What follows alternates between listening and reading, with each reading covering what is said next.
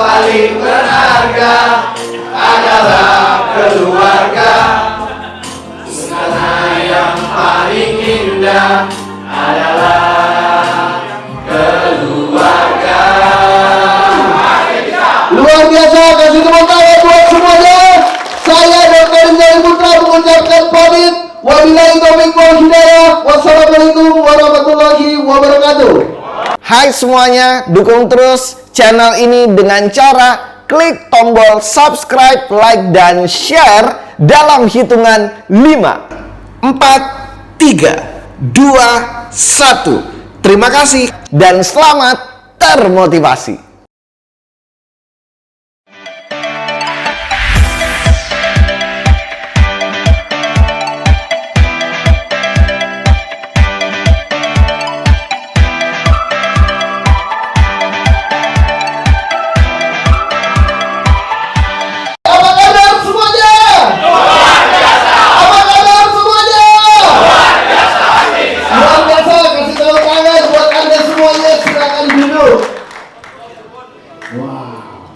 Ini saya ketemu dengan orang-orang yang luar biasa. Saking gak sabarnya saya pengen ketemu sama Anda semuanya.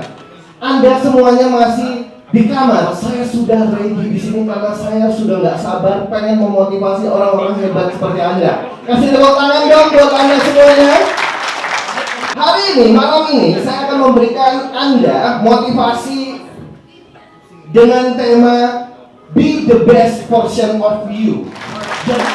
Nah, pertanyaannya, apakah kita akan berpuas hati dengan pencapaian kita sekarang atau kita tetap akan konsisten dan memastikan kita menjadi lebih baik? Itu pertanyaannya. Oke, sebelum kita masuk ke sesi motivasi, saya ingin menyatukan sugesti kita terlebih dahulu. Saya minta Anda untuk taruh tangan kanan Anda di dada Anda sebelah kiri.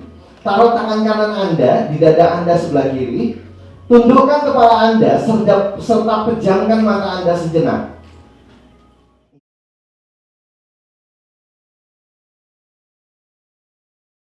Luar biasa, silakan buka mata Anda, kasih tepuk tangan semuanya.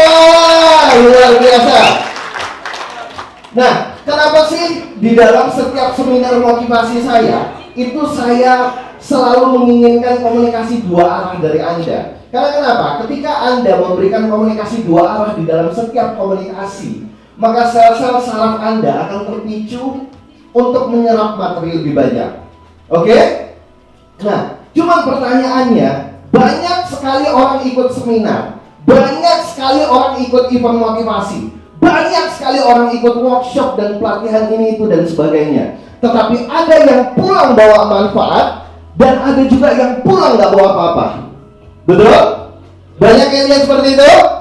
Ada yang pulang bawa manfaat, dia pulang, dia bawa perubahan, dia bawa motivasinya, dia bawa semangatnya, dia bikin perubahan.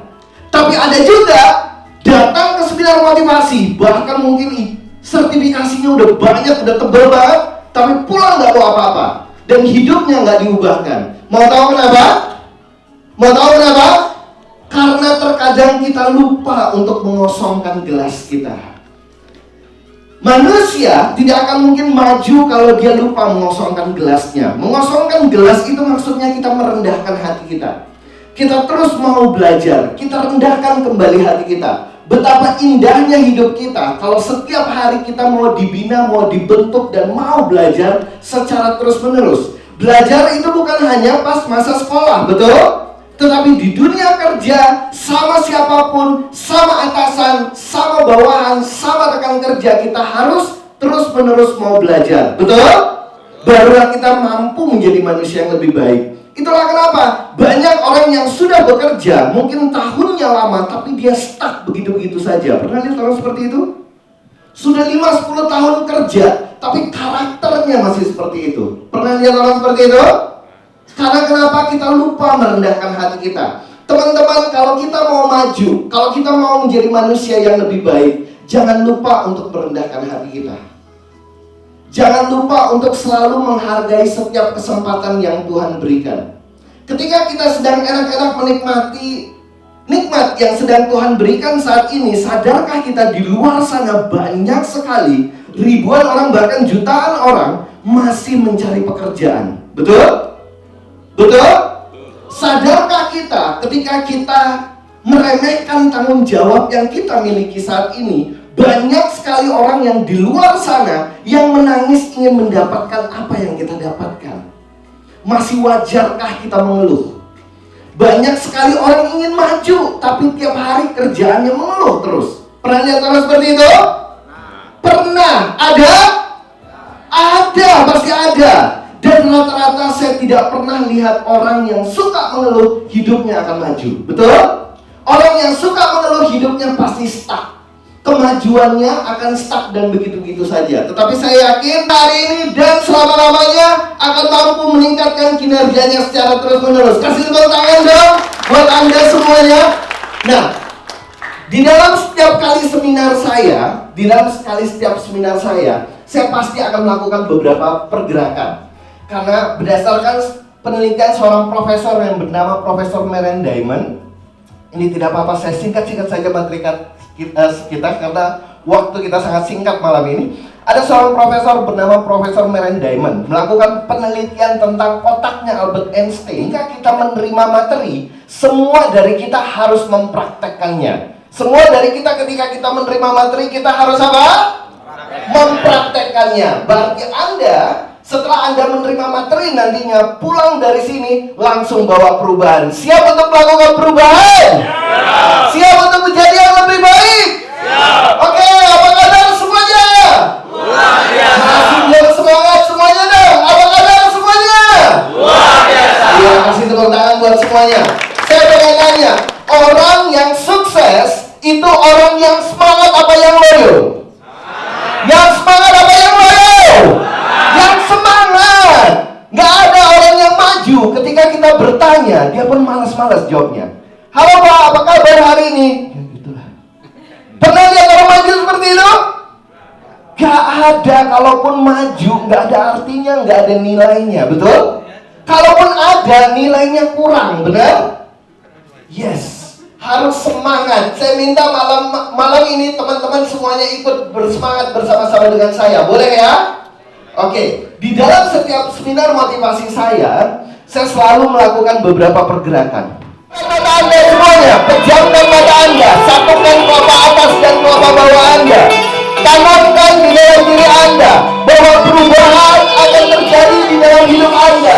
Bahwa Anda akan menjadi manusia yang lebih baik. Mulai hari ini dan selama-lamanya Anda akan menjadi manusia yang lebih baik.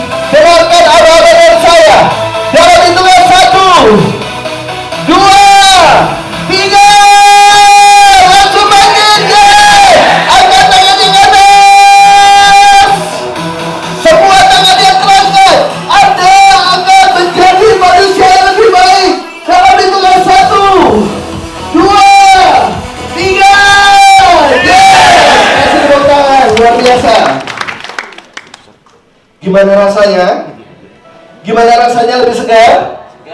Lebih segar? Ini masih ada yang melihat saya tuh, ada sebagian yang seger dan excited, tapi ada yang melihat saya tuh seolah-olah tadi pagi itu nggak kebagian lontong. Ada yang segar, tapi ada sebagian saya tuh yang melihat, gimana semuanya segar? Segar. Semuanya harus semangat, oke? Oke.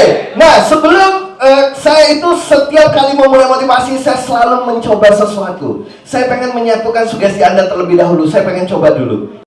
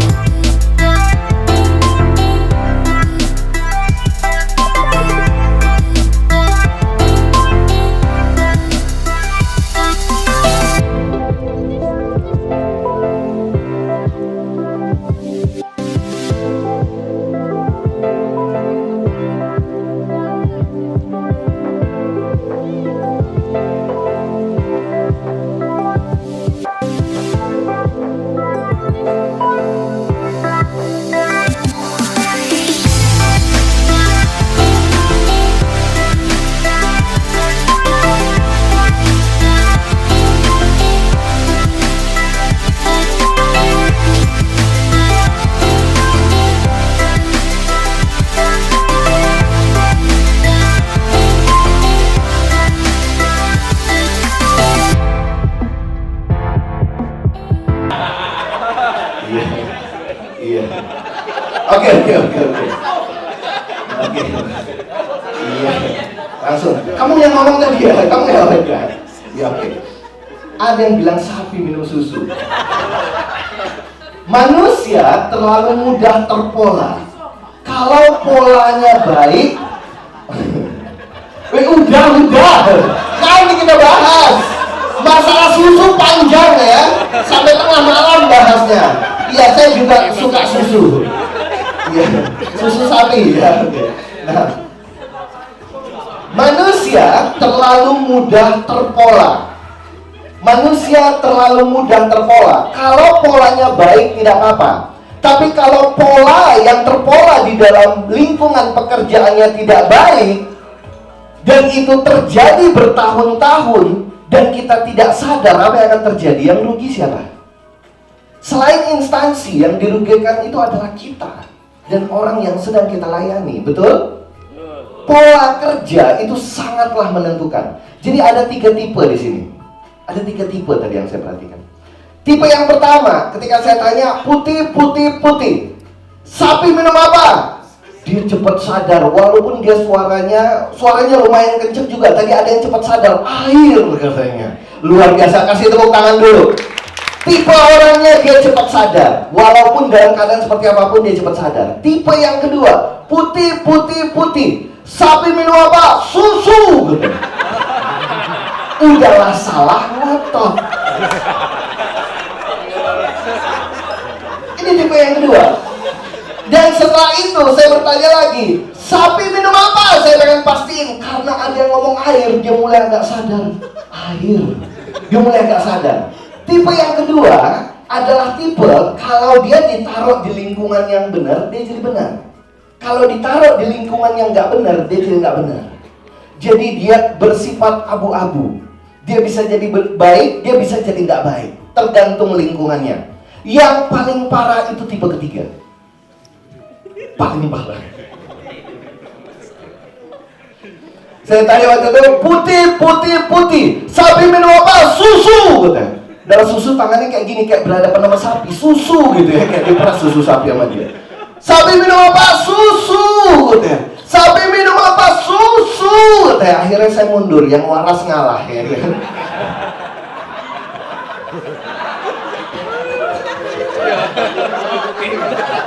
Udah, gak usah saling menyalahkan. Saya tahu yang menyalahkan juga tadi ngomongnya susu ya. Kasih tepuk tangan lah buat semuanya ya. Iya. Ini hanya game saja. Ini langsung temannya disalahin, kamu tuh. Terus temannya bilang, kamu kayak nggak suka susu aja.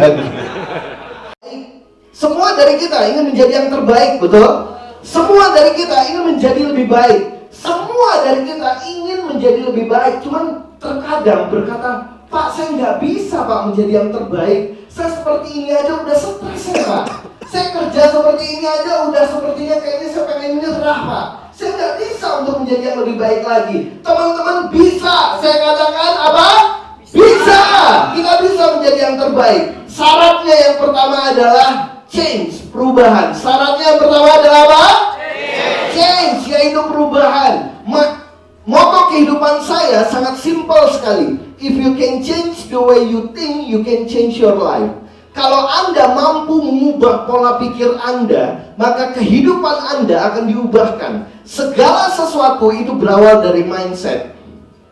Segala sesuatu itu semuanya berawal dari pola pikir. Manusia yang pola pikirnya benar, maka dia akan menjadi orang yang benar. Manusia yang pola pikirnya tidak benar, maka dia akan menjadi orang yang tidak benar. Nah, bagaimana caranya kok manusia bisa terpola pola pikirnya yang tidak benar? Yang pertama, itu segala sesuatu itu berawal dari ucapannya sendiri. Manusia yang berkata negatif, kuping yang pertama kali mendengarkan kata-kata negatif itu adalah kuping siapa? Kuping kita, betul? Ketika kita mengucapkan kata-kata negatif, ketika kita berpikir negatif, ketika kita melakukan hal-hal negatif, sebenarnya bukan orang di sekitar kita yang sedang kita racuni untuk menjadi negatif. Yang pertama kali yang terkena efek negatif itu adalah siapa? Kita, betul?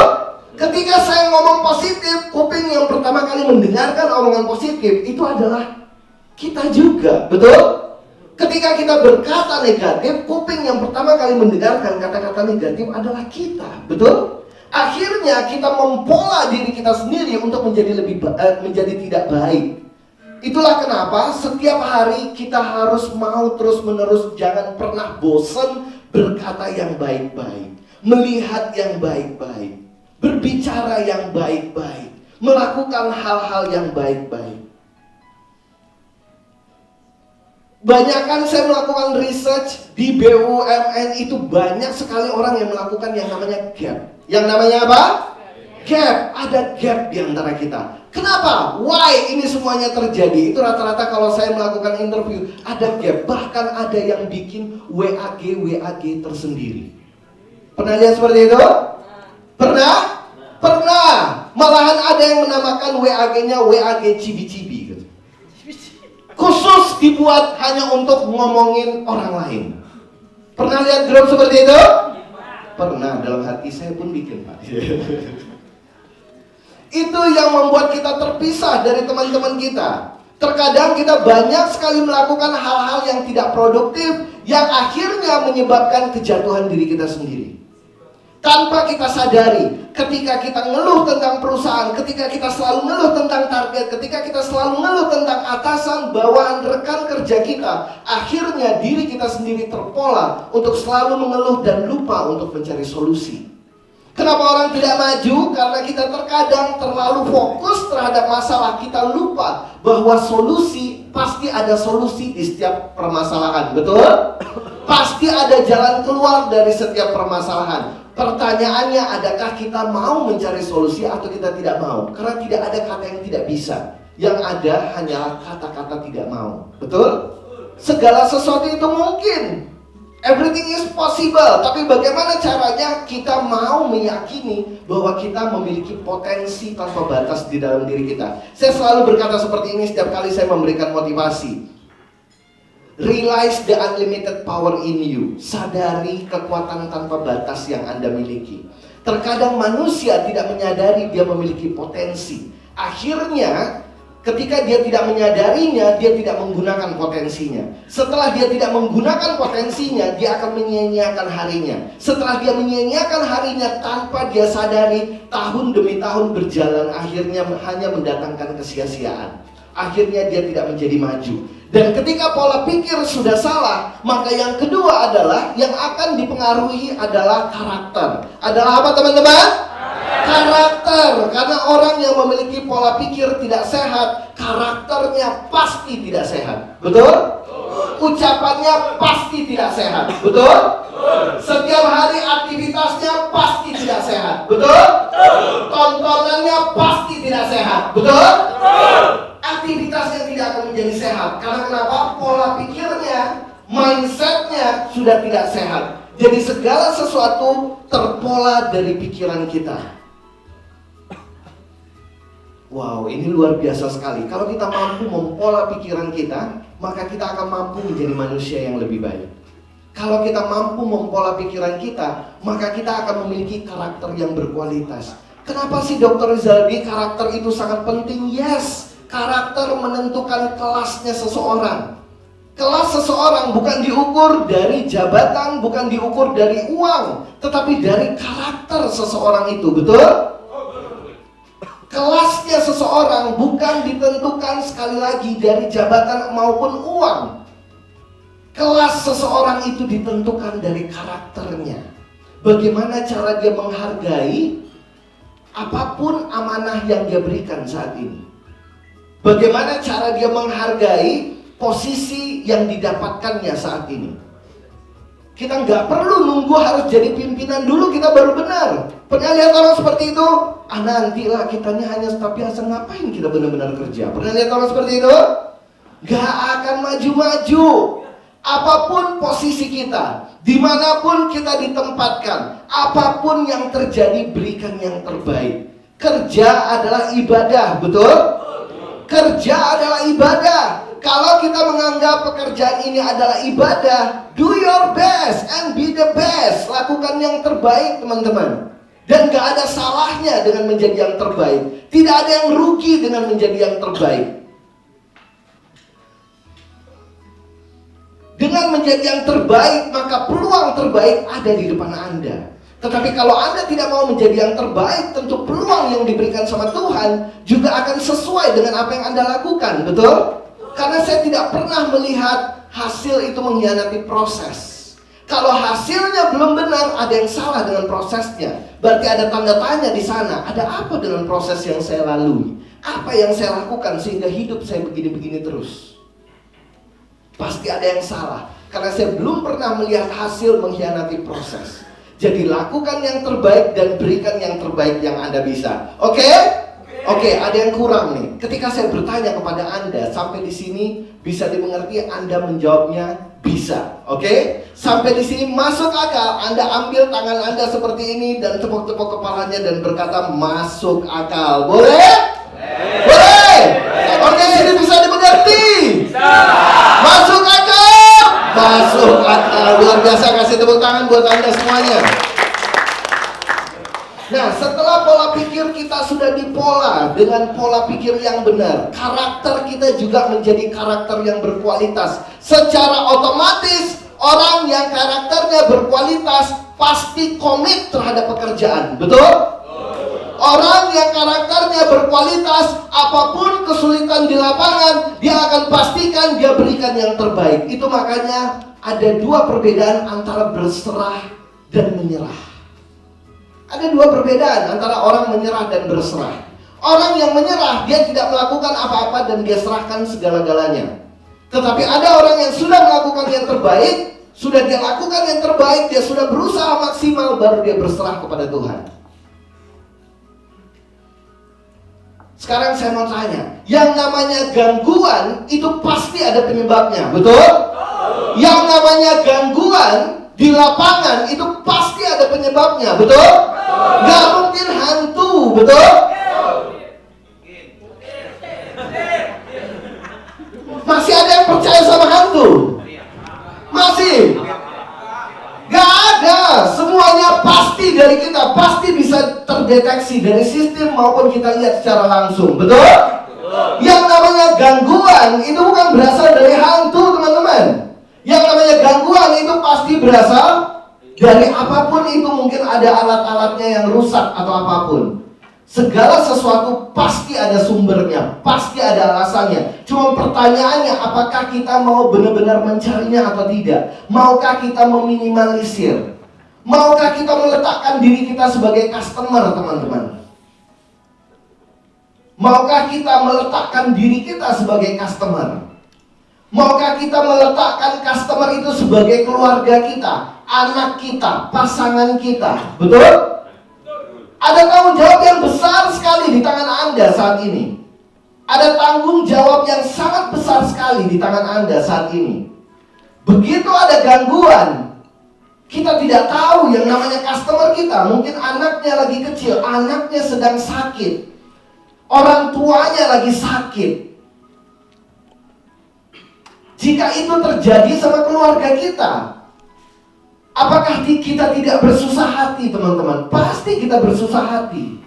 Tetapi kenapa kita masih saja menutup diri kita untuk melakukan yang terbaik? Saya yakin teman-teman sudah melakukan yang terbaik. Tetapi yang namanya hidup, kita tidak boleh puas sampai di sini. Bukan kita tidak bersyukur, kita bersyukur. Tetapi yang namanya hidup, tentunya kita pengen menjadi yang lebih baik. Karena manusia yang berkualitas, manusia yang baik adalah manusia yang mampu untuk menjadi lebih baik daripada hari kemarin. Betul? Yes. Kita harus mampu menjadi yang lebih baik daripada hari kemarin. Gak mungkin kita bercerita kemarin saya. Pertanyaannya, what next? Apa achievement? Apa goal dan target yang Anda bisa lakukan untuk tahun 2020? Dan saya yakin semua dari Anda, tanpa terkecuali di ruangan ini, Anda semuanya akan meningkatkan kinerja Anda di tahun depan. 2020 sedang menanti Anda. 2020 sedang membuka pintunya lebar-lebar untuk welcome Anda semuanya untuk masuk dan menjadi karyawan yang lebih baik lagi. Masih ada semangatnya? Masih ada semangatnya? Oke.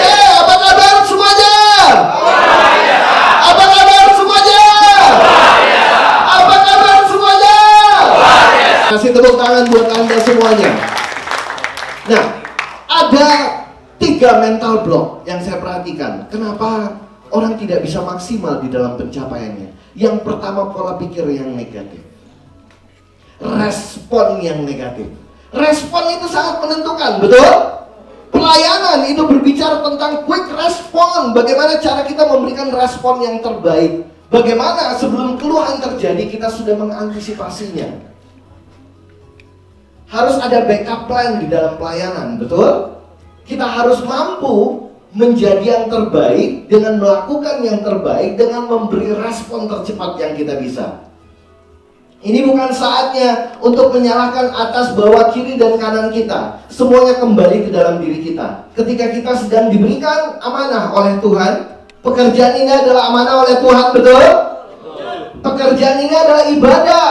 Kalau kita melakukan pekerjaan dan kita anggap ini adalah tugas mulia, saya yakin kita semuanya, tidak terkecuali Anda dan saya, kita akan menjadi manusia yang lebih baik lagi pada tahun 2020. Oke? Nah, mindset, mental block yang kedua adalah karakter yang lemah. Karakter yang mudah menyerah. Pernah lihat orang seperti itu? Baru dapat kesulitan sedikit sudah ngeluh. Baru dapat hambatan sedikit sudah nyerah dan give up, dan akhirnya tidak ada solusi. Karena memang tidak akan ada solusi dengan orang yang menyerah, betul? Tidak ada solusi dengan orang yang menyerah dan give up. Nggak pernah saya melihat orang mendapatkan solusi dengan menyerah. Saya nggak pernah melihat orang mendapatkan solusi ketika dia menyerah begitu saja tanpa mau melakukan yang terbaik. Ini adalah masanya kita membenahi karakter kita. Selain kita membenahi pola pikir kita untuk selalu positif dan selalu beranggapan, berasumsi bahwa pekerjaan adalah ibadah, yang kedua, kita membenahi karakter kita. Karakter kita harus kita kuatkan. Kita harus disiplin, harus melakukan segala sesuatu yang terbaik. Saya kalau bercerita tentang karir saya, flashback sedikit saja 1 menit.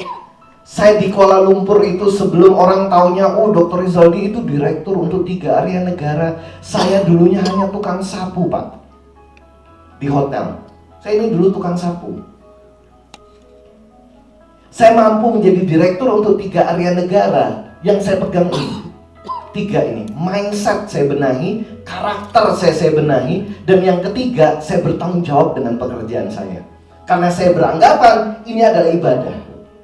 Saya mendapatkan rezeki dari sini, saya pengen berkah. Gak ada yang namanya berkah itu datang dengan rasa ketidaktanggungjawaban. Yang namanya berkah itu didatangkan dari rasa tanggung jawab kita terhadap pekerjaan, betul?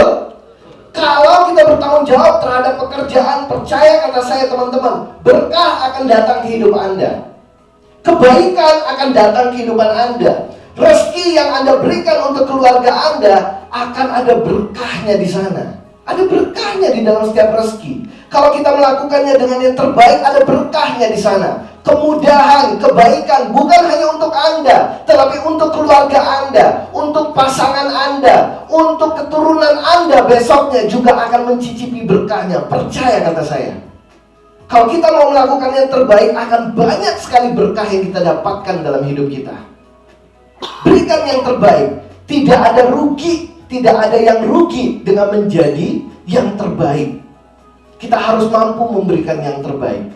Apapun posisi kita, apapun jabatan kita, apapun tanggung jawab kita, jangan pernah lihat nama jabatan, tetapi lihat ini adalah amanah dari Tuhan.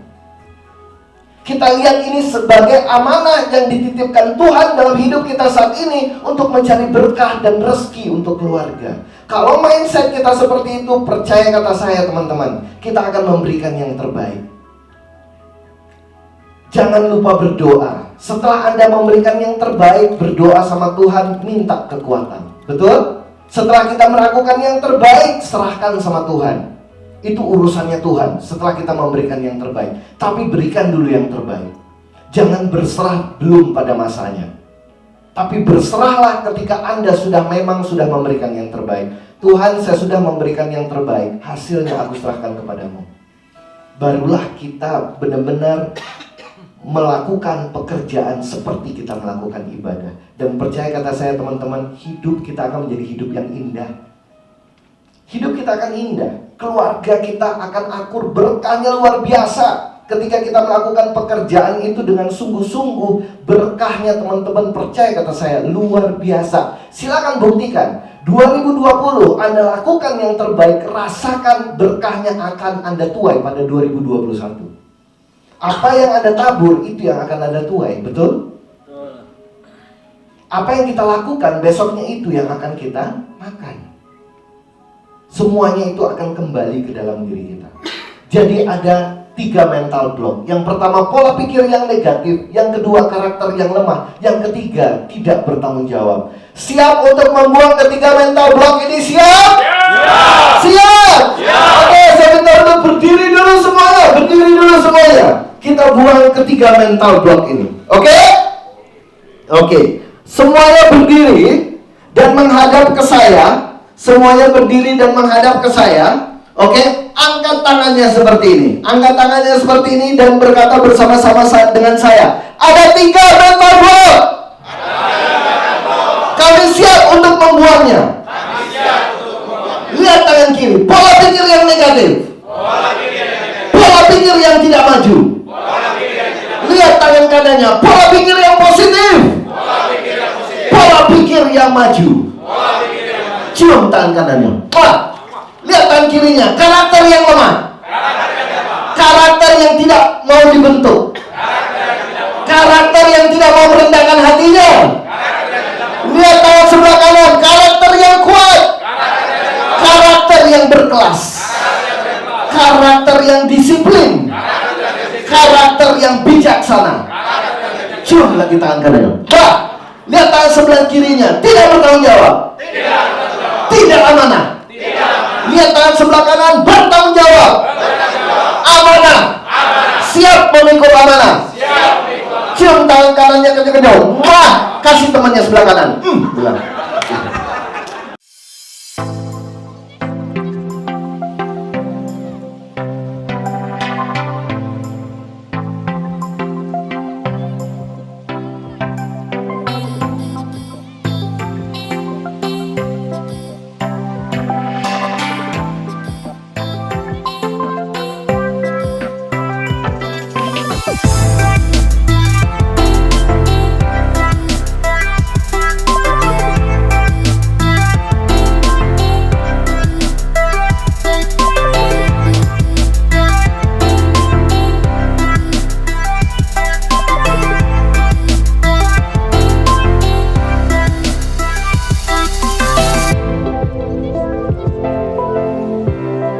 Komitmen malam ini kita semuanya harus berubah.